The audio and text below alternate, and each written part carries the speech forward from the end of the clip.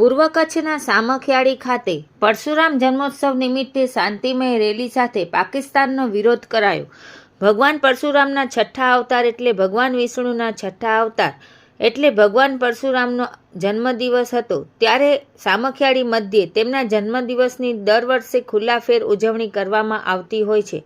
ત્યારે આ વખતે જમ્મુ કાશ્મીરની અંદર બનેલી આતંકવાદી ઘટનાના કારણે ડીજે તેમજ અન્ય ઉત્સવો બંધ રાખી શાંતિમય રેલી કાઢી હતી, જેમાં ભગવાન પરશુરામની આરતી બાદ રેલીનું આગમન બ્રહ્મ સમાજવાડી શાંતિનગર પ્લોટ વિસ્તારથી થઈ મુખ્ય બજાર શ્રી રામ મંદિર સુધી પહોંચી હતી। ત્યારબાદ મોરીવાસ પ્રજાપતિવાસ થઈ પરત બ્રહ્મ સમાજ વાડી ખાતે પહોંચી હતી। ત્યાં મહાઆરતી બાદ મહાપ્રસાદનું આયોજન કરવામાં આવ્યું હતું।